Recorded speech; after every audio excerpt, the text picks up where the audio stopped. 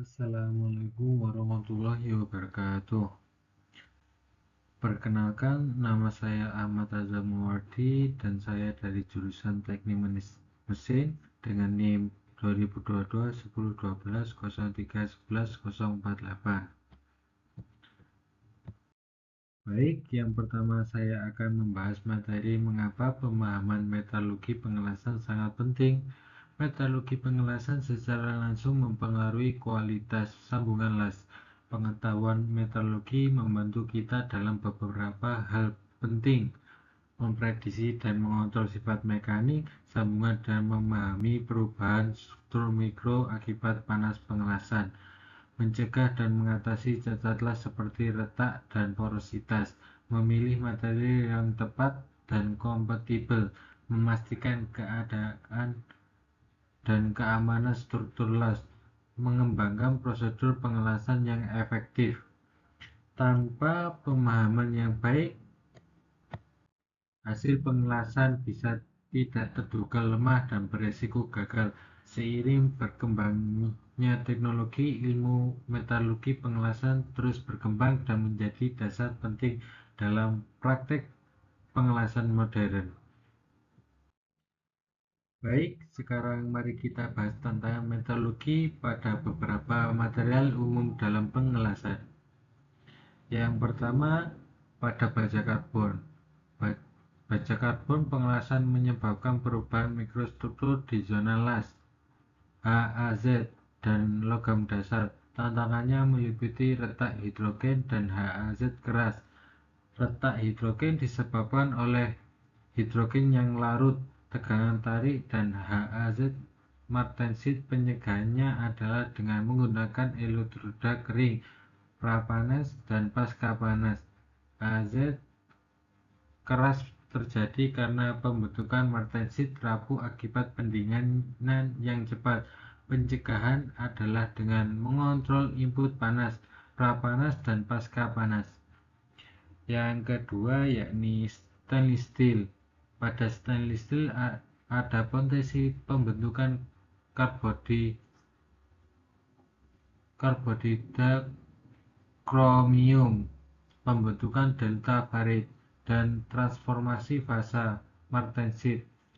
Tantangannya meliputi korosi intergranular dan cracking solidifikasi.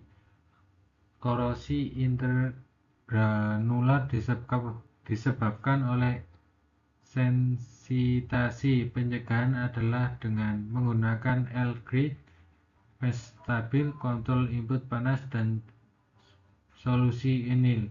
Cracking solidifikasi adalah retak saat pembukukan akibat tegangan dan impuritas. Pencegahan adalah dengan komposisi pengisi yang tepat, desain kapuh, kontrol tegangan, dan martensit bersih.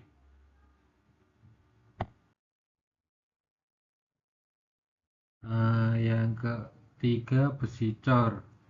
Besi cor memiliki struktur kompleks dalam potensi pembentukan martensit keras di HAZ. Tantangannya adalah pendingin cepat yang memicu retaknya sifat yang rapuh. Pencegahan adalah dengan prapanas tinggi, kontrol input panas, proses dan pengisi yang tepat, serta desain sambungan yang baik. Potensi pembentukan IMC intermetallic compound juga menjadi tantangan jika pengisi tidak sesuai pengelasan beda jenis. Baja cor mirip dengan baja tempat dan memiliki potensi pengeras HAZ. Tantangannya adalah retak hidrogen, terutama pada baja paduan tinggi, dan distorsi akibat tekanan termal. Pencegahannya adalah dengan elektroda kering, prapanas, pasca panas, urutan las yang tepat, vektor, kontrol input panas, dan perlakuan panas. Yang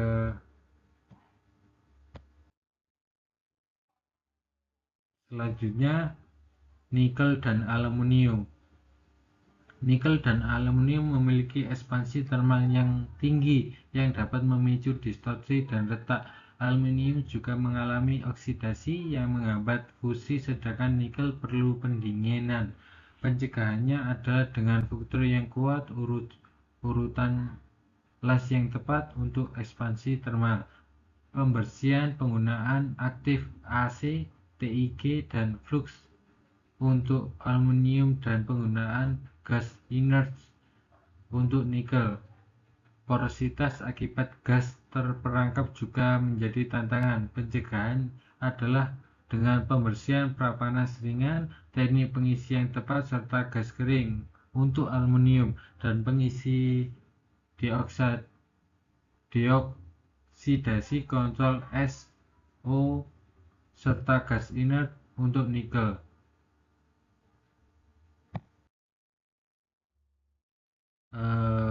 Selanjutnya, joining dissimilar material. Material non-ferrous lain seperti titanium, magnesium, dan koper bersifat reaktif dan mudah terkontaminasi atmosfer. Pencegahannya adalah gas inert murni, proteksi menyeluruh, dan pembersihan. Aluminium dan koper memiliki haz yang lebar yang menyebabkan perubahan mikrostruktur yang luas. Pencegahannya adalah dengan input panas tinggi dan cepat, sumber panas fokus, dan prapanas.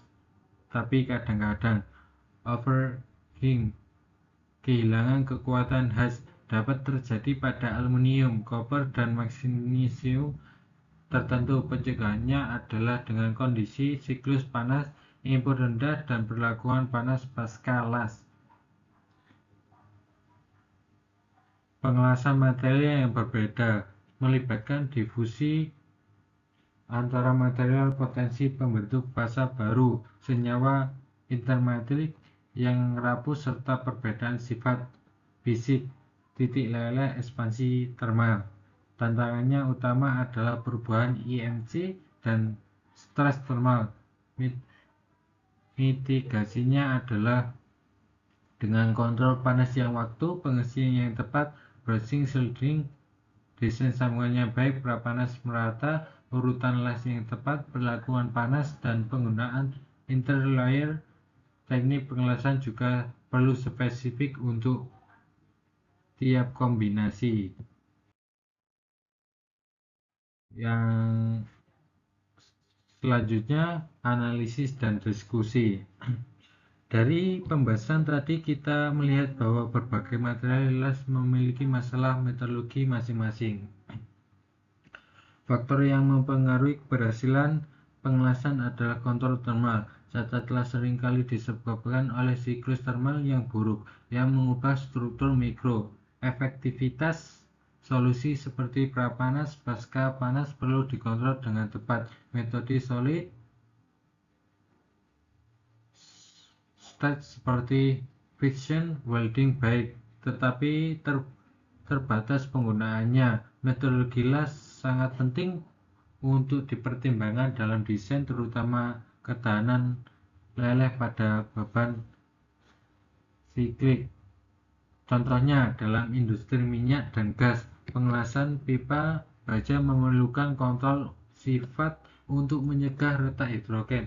Studi kegagalan las jembatan akibat korosi lelah menunjukkan pentingnya faktor lingkungan dalam pengelasan. Penelitian ke depan perlu fokus pada material yang lebih toleran terhadap cacat, teknik las yang termal, optimasi AI, dan peningkatan pendidikan welder.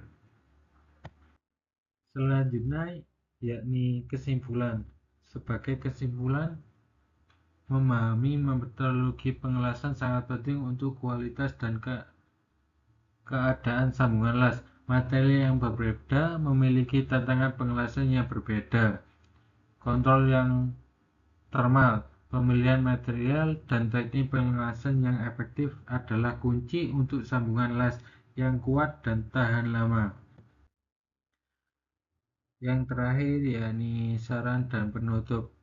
Untuk meningkatkan kualitas dan keandalan pengelasan, kita perlu mendorong penelitian dan pengembangan material yang lebih baik, meningkatkan pendidikan dan pelatihan welder, mengembangkan prosedur pengelasan yang efektif, dan mengintegrasikan pengetahuan metalurgi pengelasan ke dalam desain struktur. Sekian, terima kasih.